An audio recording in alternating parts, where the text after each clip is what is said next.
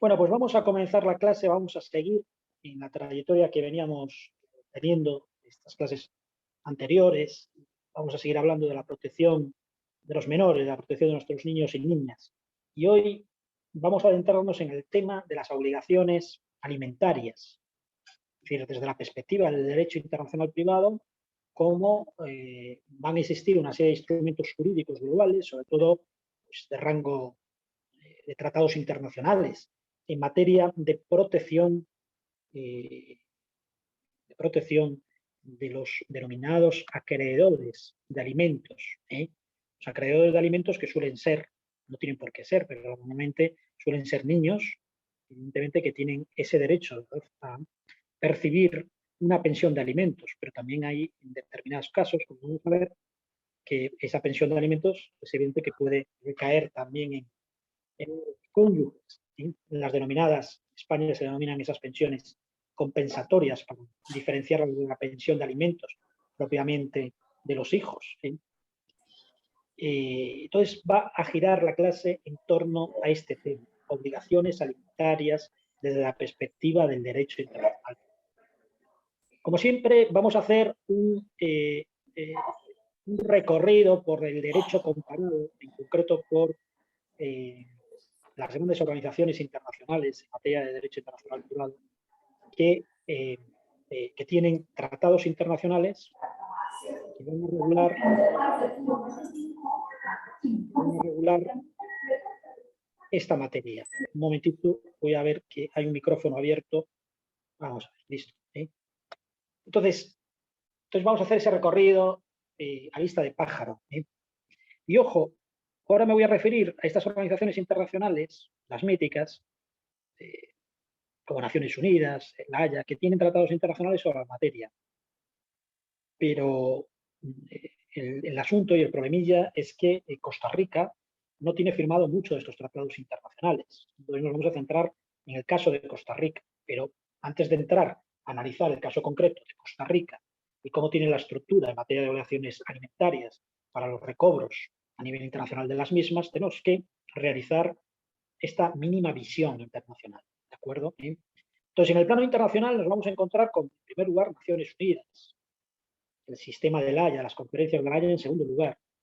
Y en tercer lugar también el sistema propio de la Organización de Estados Americanos, el sistema propio de la Organización de Estados Americanos, en concreto de las conferencias famosas de Derecho Internacional Privado. Bueno, pues todas estas tres instituciones que tienen evidentemente toda su importancia notable en sus ámbitos, que aquí nos vamos a encontrar Unidas que tiene, como ustedes saben, una vocación más universalista, ¿verdad?, que otras.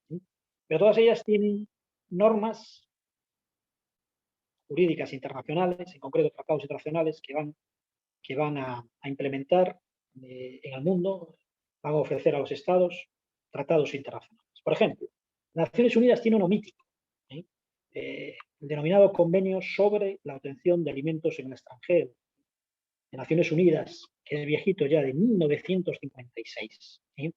Son múltiples los estados que tienen firmado este tratado internacional, también de Latinoamérica, Costa Rica no, y España, Unión Europea, pues tiene firmado este mítico convenio internacional, convenio procedente del sistema de las Naciones Unidas, o decir, el propio sistema jurídico, que en este caso, como les he mencionado con anterioridad, Naciones Unidas también de vez en cuando nos vamos a encontrar con tratados internacionales, instrumentos jurídicos globales que se rigen por el derecho internacional público, sí, pero que van a contener normas de derecho internacional privado, como el caso como el caso ya mencionado también de la Convención de los Derechos del Niño. Ojo, la Convención de los Derechos del Niño de Nueva York de 1986, que ya hemos analizado, pues todo lo que vamos a hablar en esta clase, los fundamentos, el anclaje de lo que vamos a hablar en esta clase, hunde sus raíces en este convenio de 1986, los principios rectores que hemos enunciado, y especialmente, como ustedes saben, en ese principio de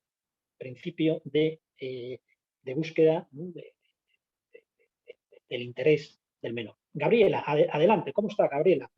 Muy bien, buenas tardes, profesor. Buenas tardes, compañeros. Quería solicitarle, por favor, nos repita el nombre del convenio. Sí, cómo no, ¿eh? ¿Cómo no? ¿Eh? Con gusto. Convenio sobre la obtención de alimentos en el extranjero de las Naciones Unidas, de 1956. Podemos decir que este convenio es el convenio más viejito en este ámbito, del sistema de las Naciones Unidas, 1956. A mayores, como dato, cuando analicemos la Convención Interamericana sobre Obligaciones de Alimentos, que sí la tiene firmada Costa Rica, que vamos a dedicar este convenio al análisis, podemos decir que esta Convención Interamericana de Obligaciones de Alimentos toma el modelo de este convenio sobre la obtención de alimentos en el extranjero de las Naciones Unidas. Ya hablaremos. Bueno, pues entonces en Naciones Unidas tenemos este. Luego nos vamos a encontrar en el sistema propio de la Haya con una serie de tratados internacionales muy importantes, con múltiples países que forman parte del mismo. Que lastimosamente Costa Rica no forma parte de este sistema de la Haya en materia de obligaciones. Sobre todo quiero destacar uno reciente, bueno, reciente, es 2007, es muy el convenio sobre el cobro internacional de alimentos para niños y otros miembros de la familia de la Haya del 2007, y también otro convenio de 1996 muy interesante sobre relativo a la competencia de la ley aplicable al reconocimiento, a la ejecución y cooperación en materia de responsabilidad parental. Eh, parental, ¿no? De 1996, ¿de acuerdo? ¿No? Entonces, dicho esto, lo que me interesa es a título cultural, jurídico, ¿verdad? Para que tengan una visión más amplia, no solamente una visión más limitativa del espacio propio interamericano, sino que sepan también, aunque Costa Rica, pues, como hemos visto y veremos, hay algunos tratados internacionales que no los tienen suscritos y que a mi humilde entender, pues debería firmarlos, ¿verdad? Pero también si analizamos países del entorno, siempre saco Honduras, porque Honduras es un país que conozco bien, ¿verdad? Pues a veces nos lleva delantera en la firma de determinados tratados. Y estos entiendo que es muy necesario. Pero bueno, esto es adentrarnos ya en política, en diseño de políticas públicas, muy necesaria, y implementar estos tratados. Y por último, que no quiere decir que decir último sea menos importante, nos vamos a encontrar con un tratado internacional mítico proveniente de la Organización de Estados Americanos, es decir, proveniente de lo que se conoce del Sistema Interamericano de Derecho Internacional Privado, como es la Convención, Interamericana sobre Obligaciones Alimentarias, año 1989. Bien, entonces, ahora vamos a adentrarnos en el análisis, porque los restantes tratados internacionales no tocan. Si Costa Rica los tuviese firmados, pues los analizaríamos con gusto, pero, pero no los tiene. Entonces, por tiempo, ¿verdad? En este curso no podemos analizarlos, que sería muy bueno también su análisis jurídico, pero que sepan que existen ahí, que están ahí. Y quédense también con la idea de que sería muy necesario, ojalá a ver si la nueva administración que tenemos ahora, que tienen ustedes, pues se hagan eco también de generen buenas políticas públicas en materia de implementación de tratados internacionales, de derecho internacional privado, que siempre digo lo mismo, que parece una tontería, eh, pero no lo es. Estos tratados internacionales repercuten positivamente en el desarrollo del país, en todas las vertientes, económica, social, también migratoria, evidentemente. Entonces ustedes visualicen el drama tremendo cuando nos encontramos ante la imposibilidad de establecer una demanda de recobro de pensión, de alimentos, teniendo el derecho, siendo titulares de una sentencia, ¿eh? Con un derecho de acreedor de alimentos, y no podemos, porque no va a prosperar, porque no tenemos ningún tratado internacional con X país para interponer una demanda. Entonces esto es tremendo, ¿no? Entonces, bueno, pues para eso están estos tratados internacionales y para eso está también pues, la necesidad de establecer una voluntad política que las implemente, ¿no? Y aparte, hago un paréntesis, sigo la clase, yo aquí no veo tampoco ninguna confrontación ideológica, como puede ser entendible, aunque estoy muy a favor de, por ejemplo, pongo ejemplo, estoy muy a favor de que se apruebe una vez que se ratifique el acuerdo de Escazú, evidentemente.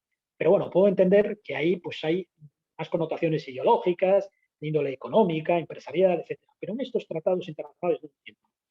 Pero bueno, sigamos. Entonces vamos a analizar la Convención Interamericana sobre Obligaciones de Alimentos. Como siempre, tenemos que hacer un previo diagnóstico de lo que es este tratado internacional, esta convención que es un tratado internacional, claro. Pero ¿de dónde proviene? Proviene de una organización internacional que tiene una naturaleza regional, como es la Organización de Estados Americanos, ¿verdad?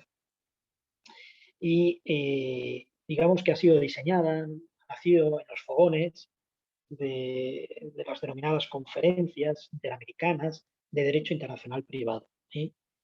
De la cuarta conferencia del año 1960. Como ustedes saben, simplemente recordatorio, la OEA tiene competencias en elaborar normas del derecho internacional privado, no es porque le guste o porque, no lo sé, porque se le ocurriese, ¿no?, a alguien, algún político de turno o alguna voluntad política, sino es que tiene el mandato, y el mandato es constitutivo, es decir, viene del documento constitutivo por el cual nace la Organización de Estados Americanos.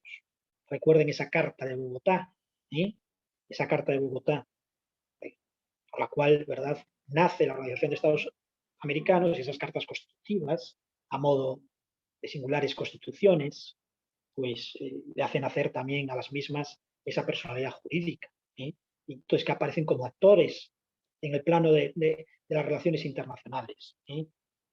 Pues ahí aparece establecido, ¿verdad?, ahí no recuerdo de memoria, por los artículos 90 por ahí, esa competencia. Es decir, que están facultadas, ¿verdad?, la OEA para establecer normas de armonización de las legislaciones. ¿De acuerdo?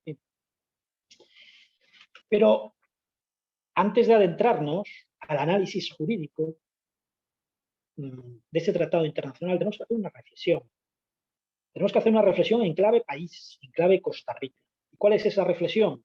Pues simplemente recuperar conceptos, ¿no?, que a lo mejor pues los tenemos un poco olvidados. No olvidados, pero viene bien refrescarlos. Y aparte son conceptos que deben ser refrescados y tenidos muy en cuenta lo que significa.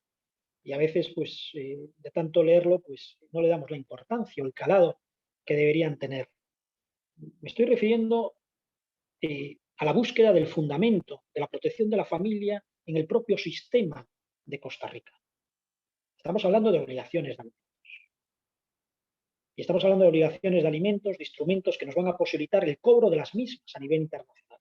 La interposición, así hablando sencillamente, de una demanda que cruza fronteras, y que va a tener, o por lo menos es lo que se quiere el animus, que se quiera tener el mismo efecto que cuando interponemos aquí una demanda en materia de cobro de pensión de alimentos. Lo mismo. El efecto es la ruptura. Lo que se busca con todo esto es que tenga una eficacia extraterritorial.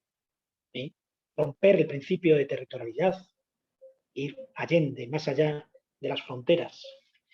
Entonces, en Costa Rica, el fundamento de todo esto, el fundamento de la protección de los niños y niñas también y de la familia, lo vamos a encontrar en el derecho interno, me estoy refiriendo, en el derecho interno, puro Kelsen, ¿no?, con esa pirámide de Kelsen, que arriba de todo está la Constitución Política. Pues ahí en la Constitución Política, en el título 5, ¿recuerdan?, el título 5 tiene un nombre muy bonito, que es Derechos y Garantías Sociales. Derechos y garantías sociales. Siempre a mí me viene a la mente, cuando vienen garantías sociales, me viene a la mente pax, ¿no?, en latín es la paz social. Porque cuantas más garantías sociales hay, más se garantiza la paz social de un Estado. Porque también se genera una clase media, que eso es muy importante en un país. El título 5 de la Constitución Política, en concreto el artículo 51, que es un artículo muy bonito, se reconoce, se positiviza, se institucionaliza una protección especial que podemos denominar metafóricamente, se le otorga un estatuto especial. ¿A quién? A la familia, a los niños, al anciano. Y también utiliza una palabra, dos palabras, tres palabras ahí muy bonitas, ¿sí? Una expresión, dice, y al enfermo, dos palabras, perdón, desvalido. ¿Sí? Esto está en el artículo 51. Tantas veces ustedes lo leyeron, ¿sí? Pero yo lo traigo aquí a colación para explicarles todo lo que viene a continuación. ¿Sí? También el artículo 55 de la Constitución Política de Costa Rica nos dice lo siguiente, y cito textualmente, dice, la protección especial de la madre y del menor estará a cargo de una institución denominada, ya se imaginan ustedes, denominada Patronato Nacional de la Infancia, comúnmente conocido PANI, que ya hemos mencionado en charlas anteriores el tema del PANI, ¿verdad? Siempre va a estar presente el PANI en Costa Rica en materia de protección de la infancia en tratados internacionales. ¿Eh? Porque los tratados internacionales van a remitir, no es que remita el tratado internacional en sí, sino que el tratado internacional hace un reenvío al derecho propio de Costa Rica, a ver qué institución va a ser la garante de ese tratado internacional. Entonces aquí ya por la costumbre establecida, evidentemente quien tiene competencia es el PANI, no se ha creado otro ente, podría ser, ¿no? Pero no, es el Patronato Nacional de la Infancia, con la colaboración de otras instituciones del Estado. Esto es lo que dice el punto. Pero también cabe mencionar otras leyes costarricenses que contemplan el tema de la pensión, que enuncian el tema de la pensión. Evidentemente la ley de pensiones de Costa Rica, pero también el Código de Familia, el famoso Código de la Niñez y la Adolescencia, que abre un paréntesis. El Código de la Niñez y de la Adolescencia también está sentado y fundamentado en normas internacionales que son de derechos humanos. Y ya se pueden imaginar, sobre todo, en qué tratado internacional. Por eso lo hemos analizado. En la Convención de los Derechos del Niño, famosa, de Nueva York, hito histórico, como les dije, ¿verdad? Que a mí me gusta, cuando menciono la Convención sobre los Derechos del Niño de Nueva York, pues hablar del establecimiento, un estatuto jurídico internacional que proteja a los niños y niñas, ¿no?, de nuestro mundo. Eso es la Convención. Y también no hay que olvidar la ley contra la violencia doméstica, ¿no?, tan necesaria, ¿no?, tanto aquí como evidentemente como en España, ¿verdad?, para combatir esta plaga, ¿sí?, tremenda que es la violencia de género. ¿Sí? Bueno, pues aquí se va a encontrar todo esto relacionado con lo que vamos a hablar, en clave interna, protección de la familia. También el artículo 164, Código de la Familia. El artículo 164, Código de la Familia, el título 4, hace una mención a lo que debe incluir la pensión. Sí, brevemente, la pensión debe incluir pues todo lo relativo al sustento, ¿verdad?, a la habitación, al vestido, a la asistencia médica, a la educación, hasta la diversión y el transporte. Pero lo importante, y hay que destacar también, que después de citar todo esto, lo que estamos diciendo, el artículo 164 de la Constitución Política de Costa Rica también nos habla de la necesidad de equilibrar todo esto. Lo dicho. ¿Y equilibrar con qué? Con el principio de proporcionalidad. Y el principio de proporcionalidad aquí se va a aplicar en este caso. El principio de proporcionalidad a las relaciones existentes entre un acreedor y un deudor. Un acreedor de alimentos y un deudor de alimentos. Las relaciones entre ellos tienen que basarse y fundamentarse en el principio de equilibrio. Y esto es evidente. Es decir, el acreedor tiene un derecho a exigir una prestación que le ha sido reconocida por sentencia firme. ¿De acuerdo? Pero también se ha de adecuar a las circunstancias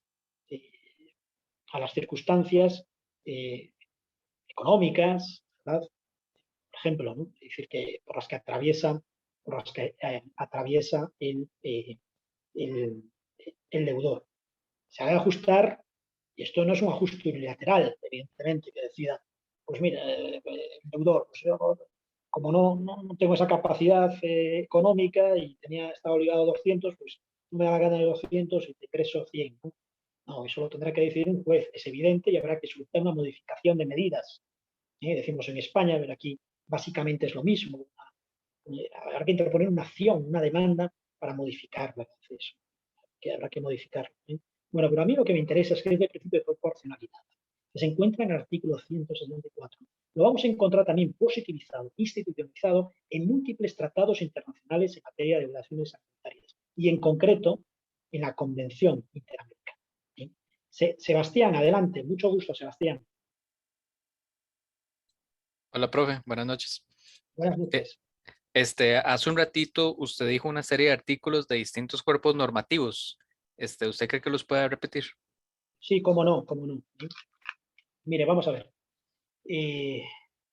Los que más me interesan, para que ustedes lo tengan ahí claro, es decir, de nuevo, ¿no? Es la Constitución Política, el artículo 51, de la Constitución Política, el artículo 55, la ley de pensiones vuestra, Código de Familia, Código de la Niñez y Adolescencia, y la ley contra la violencia doméstica vuestra, ¿no?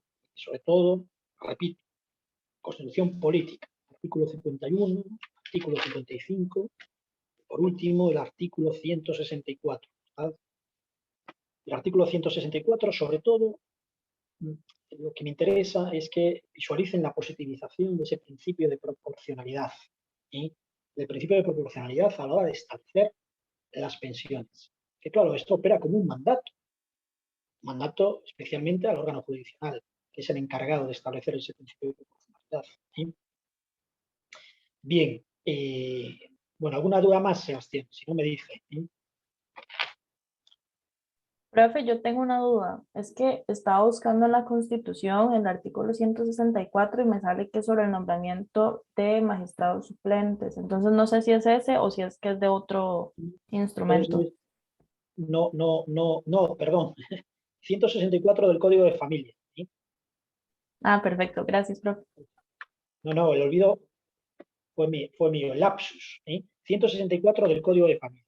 ¿Vale? De la Constitución, artículo 51 y el artículo 55, digamos, como sobre todo el título quinto de la Constitución, como fundamento a lo que vamos a hablar. Y luego, pues a mayor abundamiento, el artículo 164 del Código de Familia, ¿verdad? Que hace mención al tema de lo que es la pensión y sobre todo que institucionaliza el principio de proporcionalidad. ¿Vale? Bien, Priscila, ¿tiene alguna duda más? No, profe, solamente eso. Muchas gracias. Muy bien, nada, ustedes, disculpen. Vamos a ver, entonces, sí, seguimos.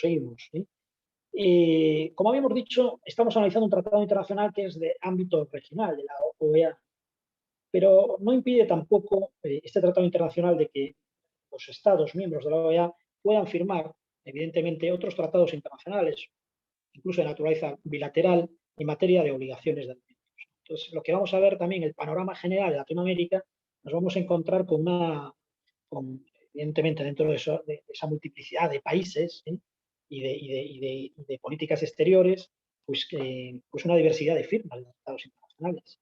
Nos vamos a encontrar pues, que algunos, evidentemente, pues, tienen firmados bastantes tratados internacionales en materia de obligaciones internacionales, el de las Naciones Unidas, sistema Haya, etcétera, y otros pues se queda, ¿verdad?, bastante limitado solamente al propio sistema interamericano de derecho internacional privado. Decir también que hablar, miren, como reflexión, estos tratados internacionales en materia de obligaciones de alimentos irrumpen con fuerza en los tiempos en que vivimos. ¿Por qué? Irrumpen con fuerza en los tiempos que vivimos porque está muy unido al fenómeno migratorio. Cada vez más es obvio que hay más migraciones también. Y cada vez más también el fenómeno migratorio también va unido a la existencia también de parejas, de matrimonios mixtos de diversas nacionalidades.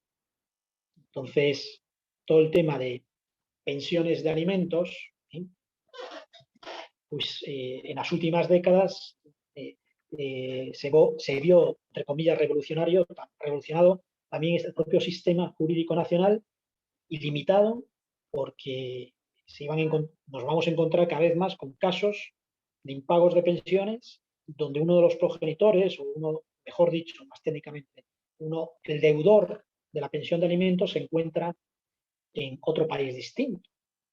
Entonces, se queda corto también, por ejemplo, en este sentido se queda corto los tratados bilaterales, tratados internacionales bilaterales, y cada vez más se impone lo que podemos denominar el multilateralismo a la hora de, de tener instrumentos jurídicos globales, a la hora de tener espacios jurídicos internacionales para satisfacer la demanda de un acreedor de alimentos. Entonces esto está en auge y cada vez va para más. Y por eso, de nuevo, yo abogo, porque Costa Rica es un país receptor de turistas, también de migrantes, pues precisa dar un impulso a sus políticas públicas en ese sentido, y ese impulso que se convierta en la firme ratificación de tratados internacionales en materia de obligaciones de alimentos fundamentales que no tienen. Bien, preguntémonos cuál es el fin de este tratado internacional que estamos analizando. ¿Cuál es el fin de esta convención interamericana en materia de obligaciones de alimentos que Costa Rica lo ha firmado y lo ha ratificado? Por lo tanto, forma parte de su sistema jurídico, como ustedes saben. Y ojo, y forma parte, y nos vamos a encontrar también que incluso puede tener una mayor fuerza que la Constitución. No me entiendan mal, pero si analizamos el contenido también de normas de derechos humanos que tiene este tratado internacional, pues estará por encima, ¿verdad?, de la Constitución. Bueno, pero ¿cuál es el fin? El fin de este tratado internacional. Bueno, la primera aproximación al fin de reflexión era lo que les venía mencionando, lo que se busca también con estos tratados internacionales, como en otros de esta materia de cooperación judicial internacional, es decir, es el establecimiento de un espacio común, un espacio jurídico común. Cuantos más países mejor, dirían otros, ¿no? Que formemos parte de un club, no limitado, sino con solo que debía ser con vocación aperturista, para ir generando, ¿verdad?, ese derecho global que va a repercutir positivamente a favor, que es de lo que se trata, de nuestros niños y niñas, que son titulares de un derecho, una prestación de alimentos, ¿verdad?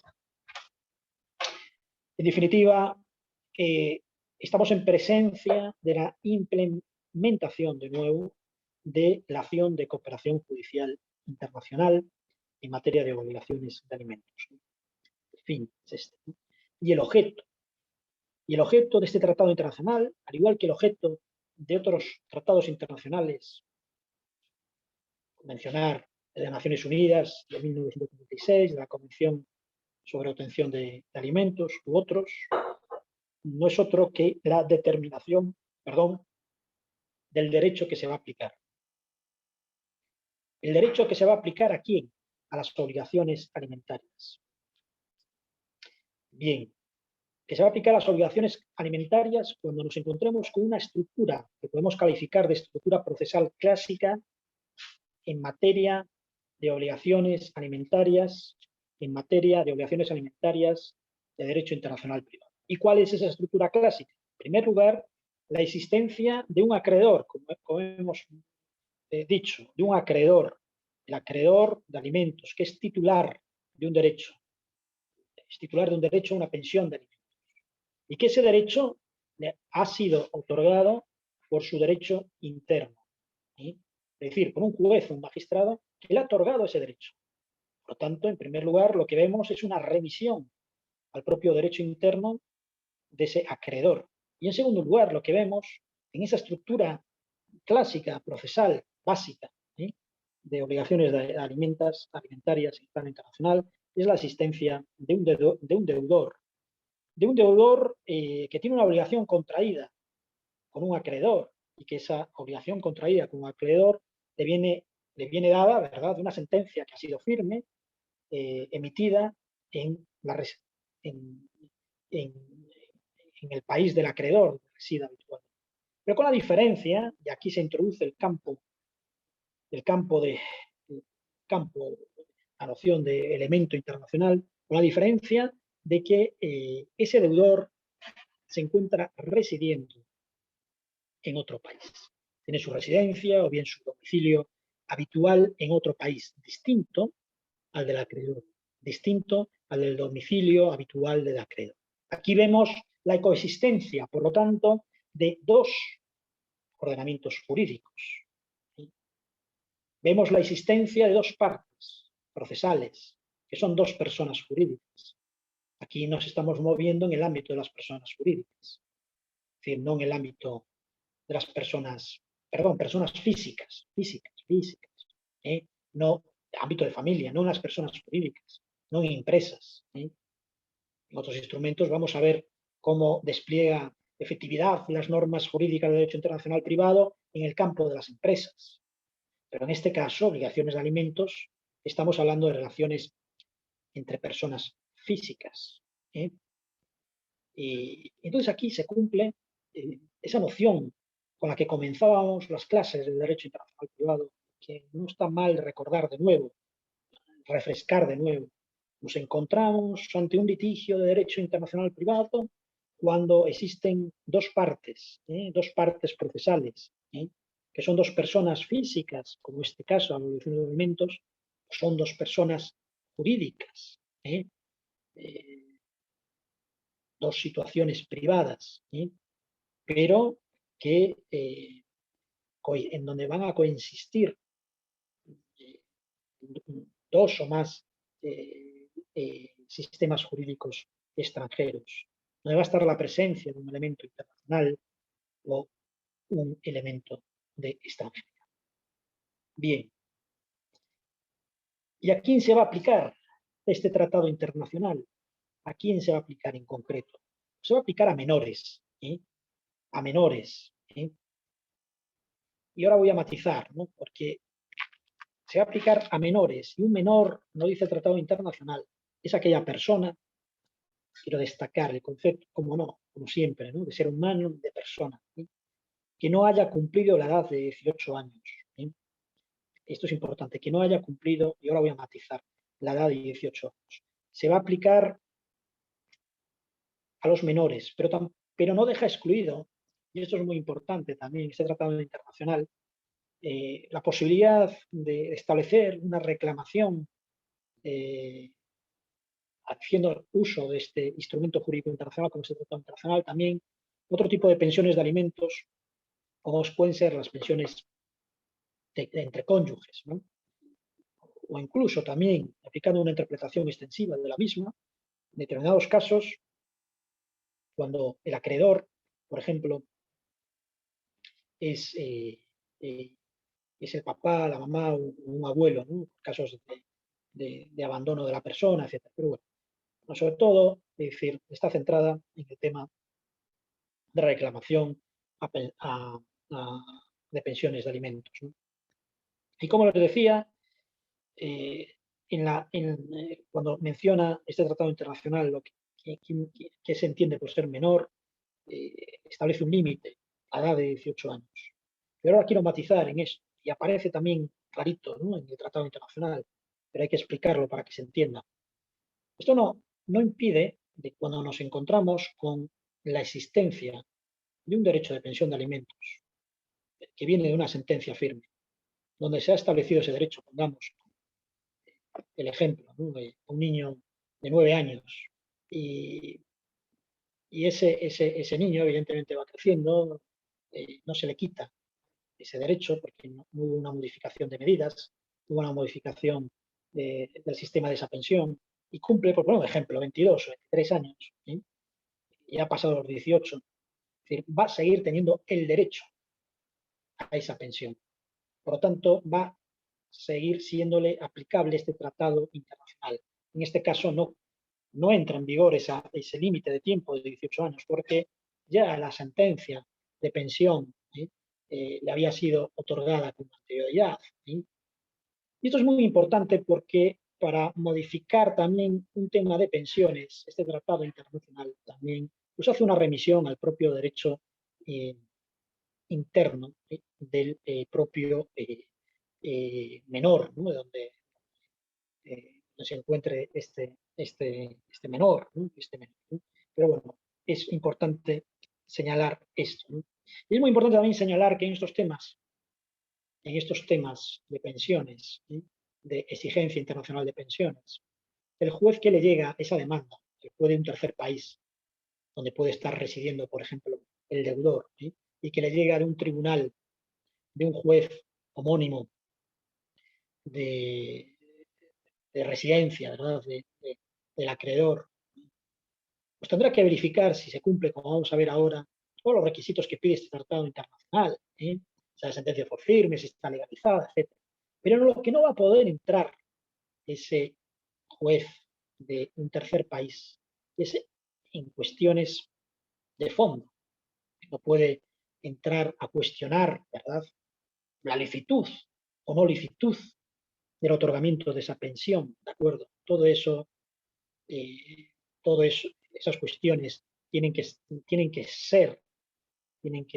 ser dilucidadas en conformidad con el derecho interno del lugar de residencia del acreedor, ¿de acuerdo? Y esto es muy importante.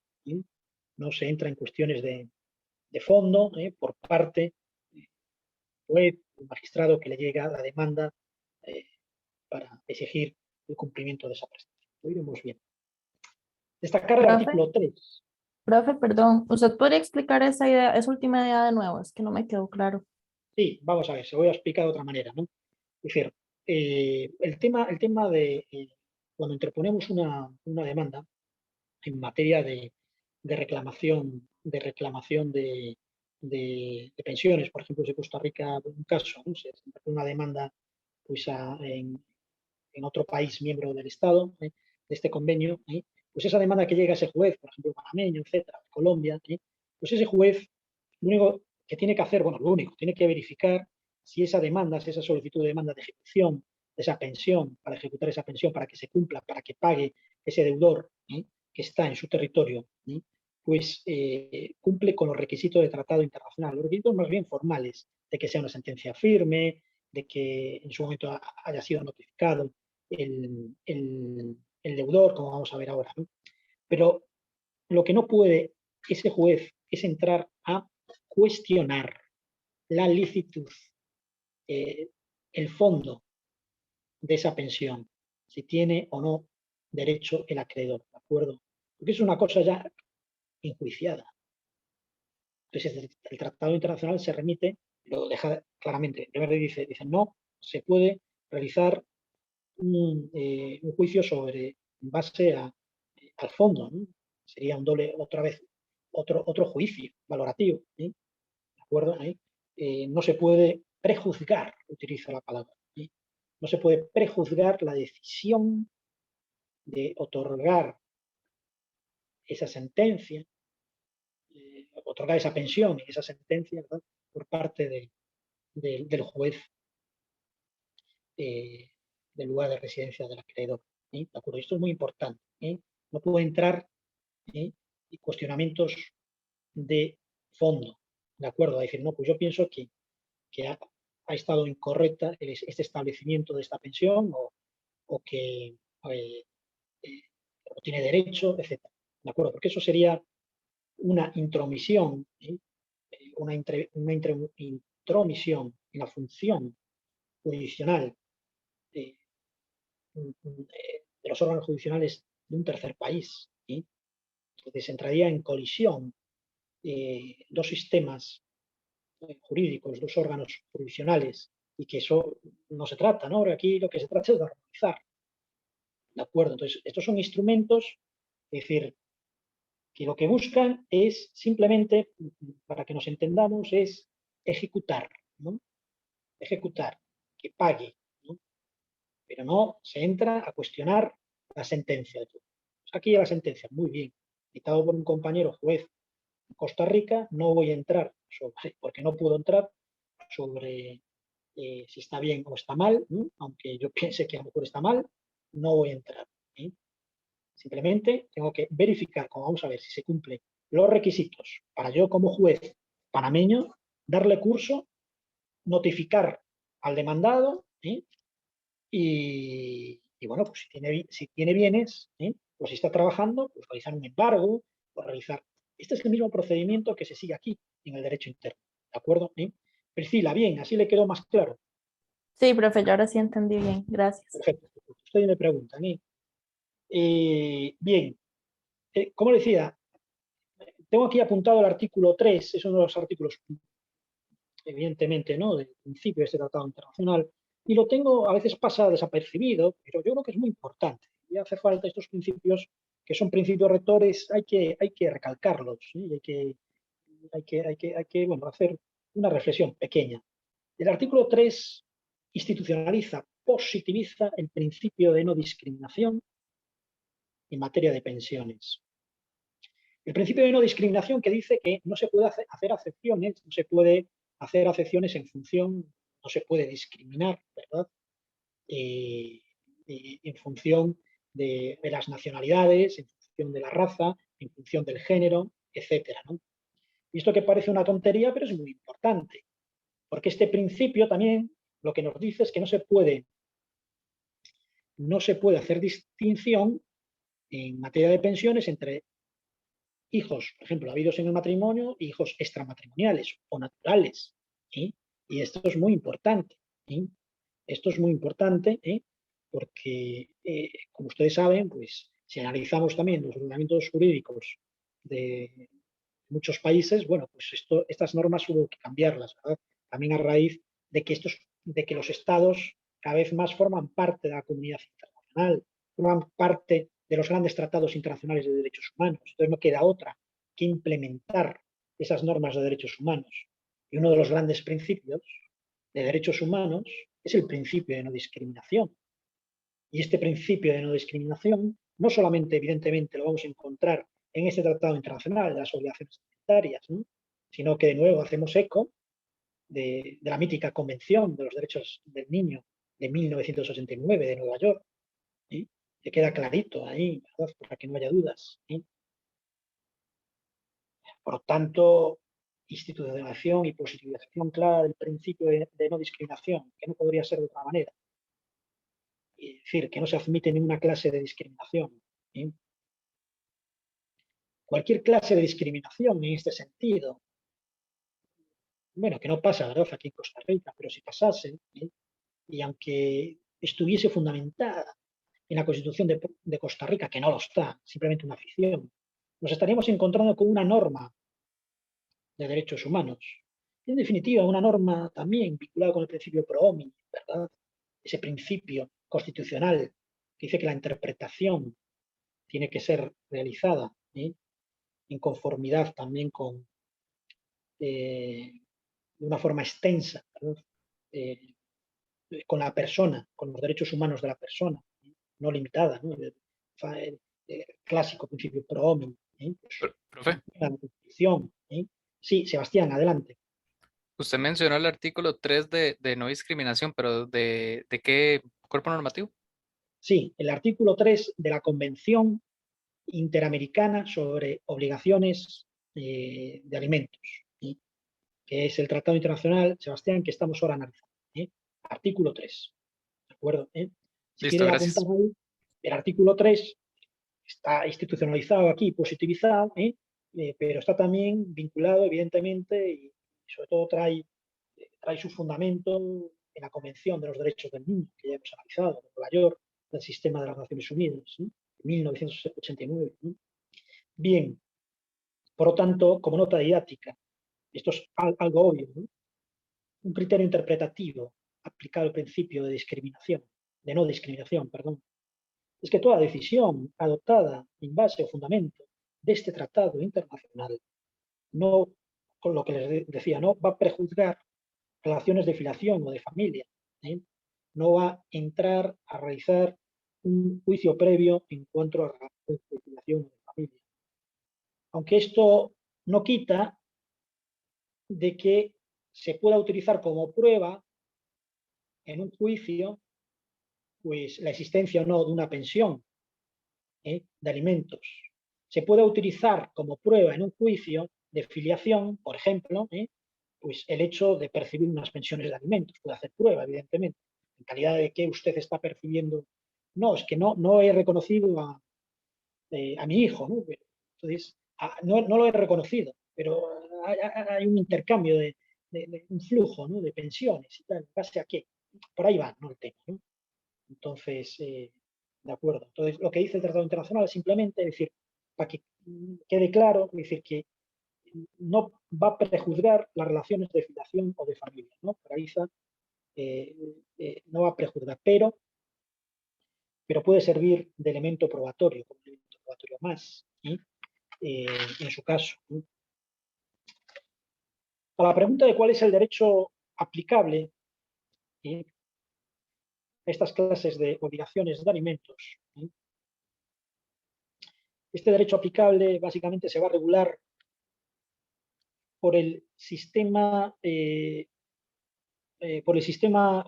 jurídico establecido en estos 3 puntos, básicamente.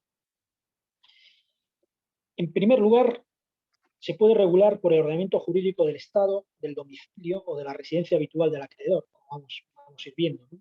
O bien el ordenamiento jurídico del Estado, del domicilio o residencia habitual del deudor. ¿Qué quiere decir todo esto de una forma más didáctica? Miren, a la hora de interponer una demanda en materia de reclamación de alimentos, una demanda internacional de reclamación de alimentos, ¿no? Sigamos con el ejemplo de Costa Rica y Panamá, por ejemplo, pues si nuestro acreedor de alimentos vive en Costa Rica y nosotros somos sus abogados y el deudor del mismo vive en Ciudad de Panamá, y si nosotros tenemos que asesorar cómo asesorarle a nuestro cliente, pues le tenemos que decir, pues evidentemente que se abren 3 opciones que hay que valorar. Estas valoraciones tienen que hacerse siempre en clave del interés del menor. Y hablo en clave de interés del menor porque esto va a ser tenido en cuenta y hay que fundamentarlo en clave también al órgano judicial, al juez, ¿no? Pero nosotros podemos interponer la demanda en el lugar donde tiene la residencia el acreedor, ¿sí? En primer lugar, ¿sí? Y claro, interpondremos ahí la demanda si vemos que va a ser efectiva esa demanda. Pero lo más probable es que ese punto, que es un punto de conexión, ¿sí? Es un punto de conexión. Estamos ante puntos de conexiones múltiples para la interposición de la demanda, de la acción de la demanda. Pero lo más probable es que haya sido descartada porque pues, ya se intentó ahí y no se logró satisfacer la pretensión del acreedor, cobrar esa pensión de alimentos, ¿no? Por lo tanto, tenemos otra opción, la opción clásica, establecida en el Tratado Internacional, y evidentemente para eso se sacó adelante, ¿no? Esa opción clásica que supone la ruptura del principio de territorialidad y supone la eficacia extraterritorial de una acción, que es dirigir la demanda al lugar de residencia o de domicilio habitual del deudor en un tercer país, en Ciudad de Panamá, porque está viviendo ahí y vivirá, bueno, hay algunos que viven como del aire, no se sabe muy bien lo que viven, pero tendrá que trabajar o trabajará, ¿no? Entonces tendrá unos ingresos, aunque muchas veces, ¿verdad? Pues no los tienen, no sé, buscan la manera para que no figure. Pero bueno, podemos interponer ahí. Pero lo bueno de este tratado internacional también que establece un tercer punto de conexión. Todo esto, fíjense, puntos de conexión me refiero para articular a favor del acreedor. Es un instrumento procesal, ¿verdad? Puntos múltiples donde el acreedor puede, a través de su representante legal, de su abogado, entiende bien, pueda interponer la acción correspondiente. Y el tercer punto de conexión, que la verdad que es fantástico, ¿no? También en determinados casos, es el que nos dice que se puede interponer en un tercer país que ni es el país de residencia habitual del acreedor, ni de la residencia habitual del deudor, claro que tiene que ser un tercer país, estamos hablando de países de Estado siempre parte del tratado internacional, si no, no. Esto es algo obvio. Los tratados internacionales generan en estos casos un espacio común, pero tienen que estar firmados y ratificados, si no, no. Bueno, pues puede interponer esa demanda en un tercer país en el cual tiene ciertos indicios, o piensa, o cree, o tiene pruebas materiales contundentes de que el deudor tiene patrimonio, que el deudor tiene bienes, mejor tiene una casa, un inmueble, tiene fondos, etcétera, a su nombre. Entonces le da esta opción. En definitiva, fíjense, estos tres puntos de posibilidad, de opción, son puntos a favor del acreedor de alimentos. Son puntos que intenta, ¿verdad? Intenta articular de la forma mejor posible esa búsqueda del interés del menor y favorecer que esa demanda llegue a buen puerto. Llegue a buen puerto. Bien. Como les dije, el principio de proporcionalidad va a estar presente también en este tratado internacional. Va a estar positivizado y va a estar institucionalizado. Así, si leemos el artículo 10 de este tratado internacional, repito, de la Convención Interamericana sobre Obligaciones de Alimentos Alimentarias, introduce este artículo, este principio de proporcionalidad. En la protección en materia de alimentos, en materia de prestación de alimentos, van a actuar dos variables, van a ser tenidas en cuenta dos variables. En primer lugar, la capacidad económica del alimentante y, en segundo lugar, la necesidad del alimentado. Es la institucionalización de este principio. Importante también resaltar una de las normas también que a veces aparece un poco aparece desapercibida en este tratado internacional, pero es una norma muy protectora de nuestros niños y niñas, que dice lo siguiente, y es una obligación. Bueno, estamos aquí hablando todo de obligaciones convencionales para los estados, que tienen que implementar en sus ordenamientos jurídicos. Y, por lo tanto, esta norma nos dice lo siguiente, dice, mire usted, Estado parte, ¿no? Usted forma parte del tratado internacional, pues va a tener una obligación con aquellos niños abandonados, aquellos niños que se encuentran en estado de abandono, es decir, que su vida corre peligro, que no tienen alimentos. Entonces usted, Estado, tiene que hacerse cargo y prestarle, ayudarle con el tema de los alimentos. Ayudarle, es una especie, entre comillas, de subrogación, ¿verdad? Que se convierte el Estado en deudor de esos niños. Claro, con la coletilla que dice, bueno, siempre y cuando el Estado pueda, ¿no? En función de sus recursos. Pero ojo, esto en función de sus recursos. No quiere decir que los estados, por muy pobres que sean, se liberen de esta obligación. Tendrán que hacer un ejercicio acorde a sus posibilidades económicas. Y estamos hablando de un artículo pues muy bonito, ¿verdad? Que establece una protección reforzada a estos niños abandonados. Y claro, y de nuevo, hablar de niños abandonados, pues a lo mejor en Europa, pues nos queda un poco lejos, o no tan lejos, ¿no? Porque, como dicen en mi tierra, a ver los airos, y lamentablemente cada vez más, porque tampoco podemos ir dando lecciones por allá en el mundo, porque los informes, uno de los últimos informes también en materia de pobreza infantil de España era tremendo, tremendo, de Naciones Unidas, un toque de atención serio para diseñar políticas públicas más efectivas en este terreno. Pero bueno, lo cierto es que estamos donde estamos en Costa Rica y estamos en Centroamérica. Evidentemente aquí podemos visualizar con más realismo y con más cercanía estos niños abandonados, que normalmente también están vinculados al fenómeno de la migración, al fenómeno de la migración. ¿Cuántos niñitos cruzan ellos solos las fronteras? y están en situación de abandono. Y también, bueno, pues, si nosotros nos hacemos un recorrido por nuestros países hermanos de la zona y vamos a Guate, o vamos a Honduras, ¿cuántos niños andan abandonados por las calles? Abandonados y muchos de ellos drogados, ¿no?, para evadirse, esnifando pegamento y todo esto. Una obligación del Estado. ¿Sí?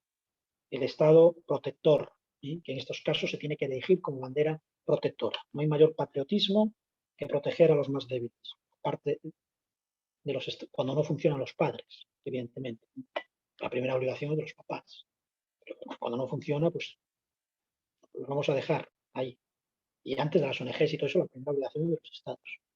Otra cosa que, evidentemente, también, pues en eso siempre he estado a favor de la, como se dice, de la concertación con instituciones sociales. El Estado no tiene que hacer todo, puede delegar, ¿verdad?, en principio de subsidiariedad, en instituciones sociales, en ONGs o fundaciones. Lo que sí que debe el Estado es que controlar las instituciones y fundaciones que hagan bien su trabajo, que no sea un circo aquello, ¿no? Bien. La acción de cooperación judicial internacional, tengo aquí apuntado, vinculado a este tratado internacional.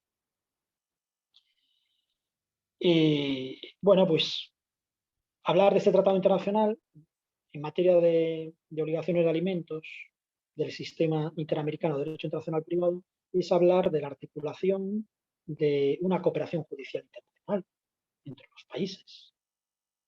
Claro, puede ser de otra manera, ¿verdad? Cuando a un juez de Costa Rica se le otorga una herramienta para lograr satisfacer la pretensión, que es el derecho, ¿verdad?, otorgado al acreedor de alimentos, pues es todo un logro, porque la no existencia de ese tratado internacional quedaría insatisfecha esa pretensión. Entonces, estamos hablando también de que este tratado internacional es un mecanismo, es una herramienta, no solamente a favor del acreedor de alimentos, sino es una herramienta al servicio de la función judicial, del juez y del magistrado, que complementa, que enriquece la función judicial. Hoy en día, en los tiempos en que vivimos, de globalización, de derecho global, la efectividad plena de nuestros derechos, la solución de los litigios también pasa por la articulación, como les dije, de modelos potentes de auxilio judicial internacional, de espacios judiciales internacionales. Y hablar de la acción de cooperación judicial internacional es mencionar de nuevo la eficacia extraterritorial que va a tener una sentencia firme dictada en un país, sigamos con el ejemplo de Costa Rica, por un juez de Guanacaste de Costa Rica, para que esa sentencia en materia de obligaciones de alimentos pueda ser exigida en otro país miembro de este tratado internacional. Esa sentencia de familia es un claro ejemplo de que va a desplegar, ¿sí?, esa eficacia jurídica extraterritorial en todo el conjunto de los estados partes de este tratado internacional. Pero para que la sentencia despliegue toda su efectividad jurídica, ¿sí?, en todos estos países partes, va a ser necesario que se cumpla una serie de requisitos, ¿sí?, requisitos que son establecidos en el Tratado Internacional, que yo ahora paso didácticamente a enumerar, así en breve, ¿sí?, en breve. A mí lo que me interesa es que ustedes sepan, evidentemente, estos requisitos, ¿sí?, de una forma, bueno, pues, didáctica, ¿sí? En primer lugar, es algo obvio, ¿no?, que el juez o autoridad que haya tenido competencia judicial internacional en conformidad con este tratado internacional. Es decir, estamos hablando de un tema de competencia judicial internacional en función derivada del que sea el juez de la residencia, el criterio de la competencia judicial internacional que establece el tratado internacional, básicamente, o es el juez de donde está residiendo el acreedor o el juez del deudor, ¿no? De acuerdo, que exista esta competencia judicial internacional. Que la sentencia y los documentos anexos que se incorporan, en su caso, cuando se quiere hacer valer, es algo obvio también, de nuevo, en todos los tratados internacionales va a aparecer esto, cuando se quiere hacer valer en otro país con lengua oficial distinta, visualicemos el caso de Brasil, en su caso, pues tiene que ser debidamente legalizado, país idioma oficial.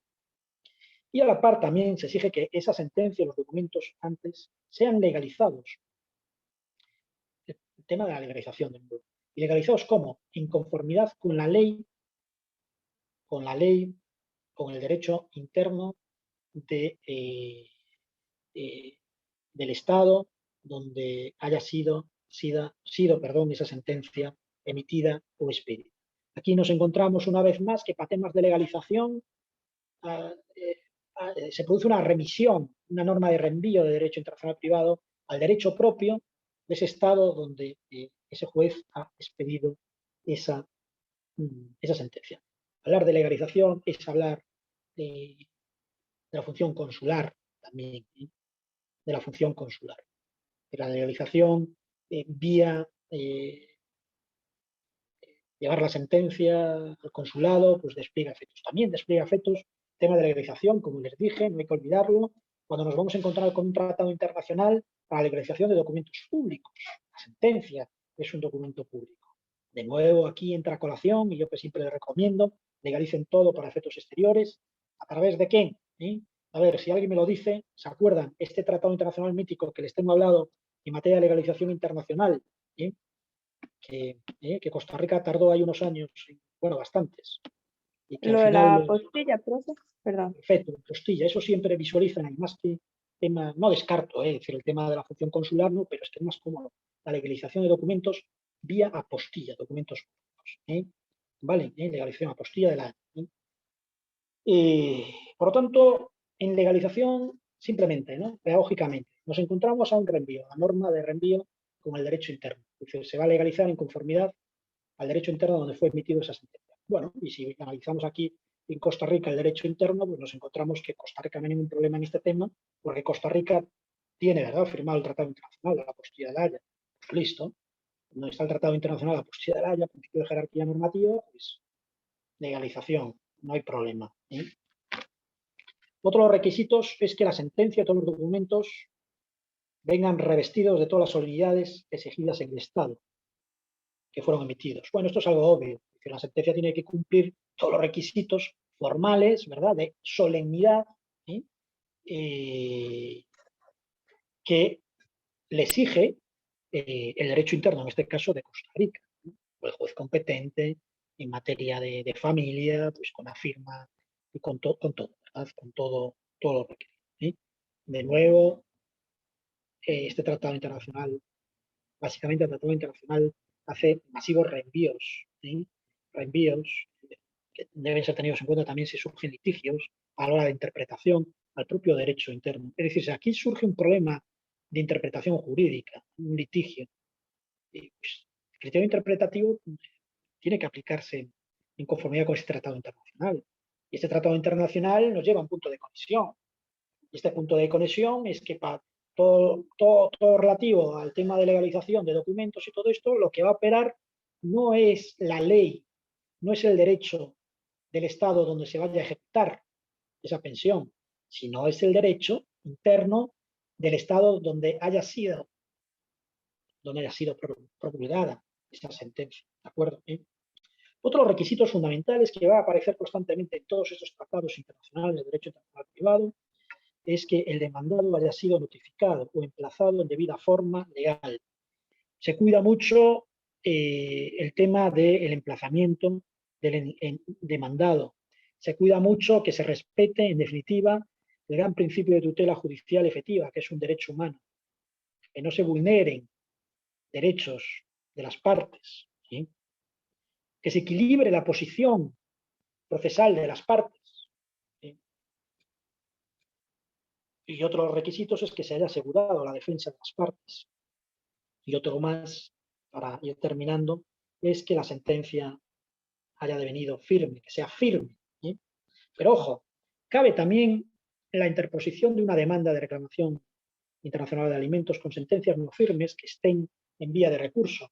Porque dice el Tratado Internacional, y también en aras a proteger a nuestros niños, ¿no? Porque tienen derecho a esa prestación, que aunque exista un recurso de apelación, pongamos ejemplo, ¿sí?, de esa sentencia firme, ese recurso no va a tener efectos suspensivos en nuestra materia. El deudor no puede decir, no, es que yo he recurrido a esa sentencia, entonces esperemos. No, ¿de acuerdo?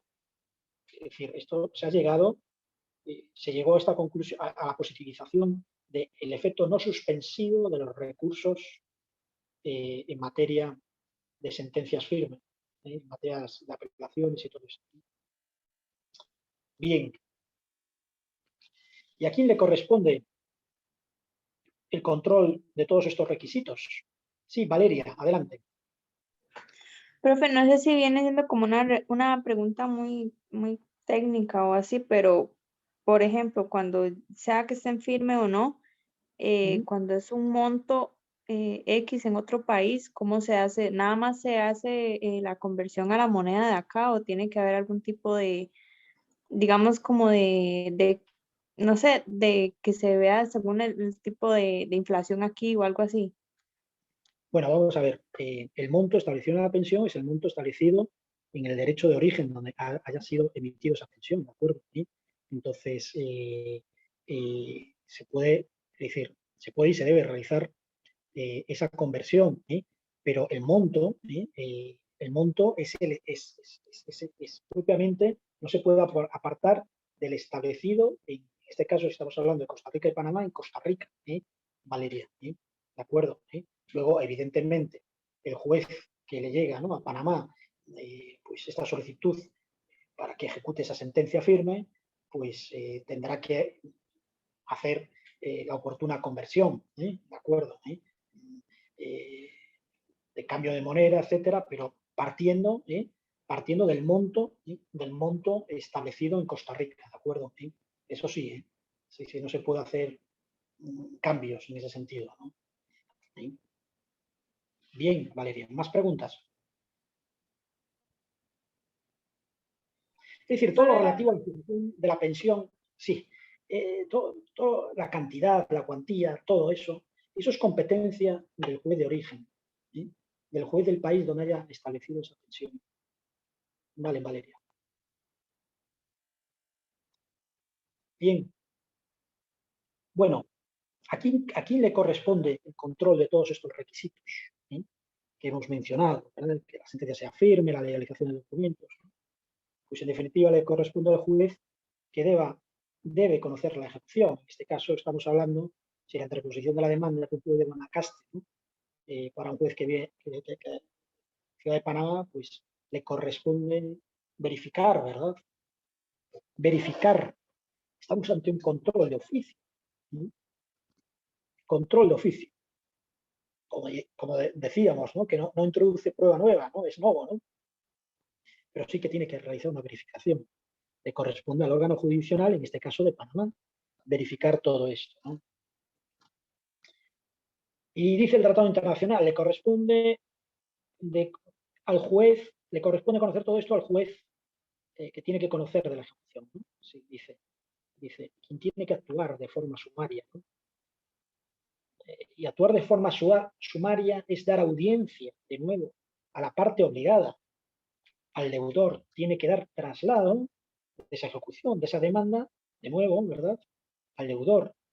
Tiene que, en todo momento, velar porque se cumpla el principio de tutela judicial efectiva. Tiene que notificarlo. Otra cosa es que a lo mejor no lo localiza y podrá aplicar, pues declararlo en rebeldía. Pero ya ahí, todo ese proceso de notificación, en su momento de declararlo, de rebeldía, etc., cuando le llega el juez esa demanda de otro compañero de otro país, ya cuando le llega, tiene que supervisar todo lo que hemos hablado aquí en ese tratado internacional. Pero ¿cómo accionar esa demanda? Toda esa demanda se va a regir por su derecho interno, por el derecho procesal, para que ustedes me entiendan, por el Código Procesal Civil de Panamá. ¿De acuerdo? No por el de Costa Rica. Entonces, ahí tendrá que aplicar como si fuese un caso interno. notificarle, como si fuese un cobro de pensión de alimentos interno del sistema panameño, ¿de acuerdo? No va a aplicar el procedimiento, el Código Procesal Civil de Costa Rica, sino el de Panamá, ¿de acuerdo? Y dice también el Tratado Internacional, siempre en aras a la búsqueda, ¿verdad?, de esa tutela judicial efectiva y a defender los derechos. Dice, tiene que dar audiencia a la parte obligada por medio de citación personal y introduce el concepto de citación personal. Dice que tiene que realizarse en conformidad con esta forma de notificación, citarlo personalmente. Y también introduce la participación de otra figura judicial y con vista, dice, al Ministerio Público. El Ministerio Público tiene que participar. ¿Y cómo no va a participar el fiscal si estamos en procedimientos de menores? Entonces, aquí nos vamos a encontrar en otro país. Llega todo este procedimiento a otro país. Se va a notificar al deudor para que no se vulneren los derechos. ¿Y quién va a representar a nuestro acreedor de alimentos? Que el acreedor de alimentos, si apartamos, ¿no?, el velo, ¿no?, del acreedor de alimentos, nos encontramos que es un niño, una niña, ¿no? ¿Quién va a representar los intereses de ese niño o de esa niña, de ese menor? ¿No? Bueno, a lo mejor no es menor porque ya es mayor de edad, pero sigue siendo, puede tener 24 años. Ustedes saben que cada vez más las pensiones de alimentos se prolongan en el tiempo. En España ya no me atrevo a decir edades, pero se prolongan aproximadamente hasta cerca de los 30 años, muchas pensiones de alimentos. Hasta los 25, muchísimas. Y a mí me tocó, pues, en el ejercicio profesional allá en España, ¿verdad?, de llevar algunos casos más de 25 y más de 28 no, pero algunas con... Bueno, también es cierto de que eran pensiones evidentemente ya establecidas con anterioridad, muchos impagos, ¿verdad? Pero ahí están, ¿no?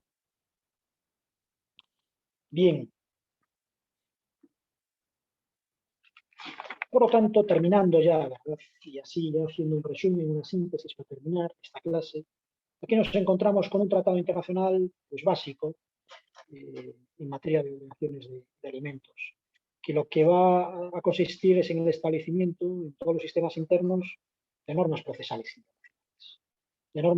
internacionales, que ayudan, que complementan a la función jurisdiccional y que la complementan para intentar por lo menos lograr una satisfacción, dar por satisfacer una pretensión de una parte, ¿no?, de un litigios de familia, no un acreedor de alimentos, ¿no? La construcción de todo ese tratado internacional está anclado, sobre todo en los derechos de los niños. Está anclado, como les dije, ¿no?, en la Convención de los Derechos del Niño de Nueva York. Se institucionaliza principios fundamentales, protectores de los niños, ese principio de búsqueda constante en toda decisión de aquí, en toda resolución administrativa o judicial, ¿verdad?, que se produce sobre una cuestión de estas. Lo que hay que buscar es siempre el mejor interés del menor. Y también, para que no quepa la menor duda y para implementar también posibles déficits internos de derechos humanos en los países latinoamericanos, aparece de nuevo el principio de no discriminación. No se puede discriminar. Algo tan obvio y que tiene que estar siempre recalcándose en los tratados internacionales. Es algo tan obvio, pero es una cuestión educacional. Termino como estoy, leía por la mañana, leía tempranito una noticia de mi ciudad, de La Coruña, en la prensa, de una educadora que estaba en una charla. Entonces, su tesis era la siguiente, ¿no? Todas las discriminaciones proceden de una raíz, ¿no?, un tema educativo. Es decir, si desde la familia y desde las escuelas, desde pequeñitos, no se hace acepción de personas o no se discrimina a nadie, pues el niño, el día de mañana, cuando crezca, no va a discriminar, que no ha nacido no se le ha inculcado esa semilla mala, ¿verdad? De que es de otra raza, de otro color, es que de otro género, etcétera, ¿no? Pero si no, pues pasa lo que pasa. ¿Sí? Entonces, la importancia debemos recalcar la necesidad de implementar los ordenamientos jurídicos internos, sobre todo los países más pobres, todo el contorno, ¿verdad? Costa Rica es una excepción, pero evidentemente también hay mucha pobreza aquí. Gracias, no estáis a un nivel, evidentemente, de Honduras, ¿verdad? De Guatemala, pero es la necesidad imperiosa de implementar en cualquier norma estos principios, normas internas. ¿Sí? ¿De acuerdo? ¿Sí? Bueno, queridos alumnos, terminamos la clase por hoy. ¿Sí? Saludos y los que tengan alguna duda, pues puedo tener una reunión con ellos. Hasta luego. Gracias, profesor. Buenas noches. Gracias, profe.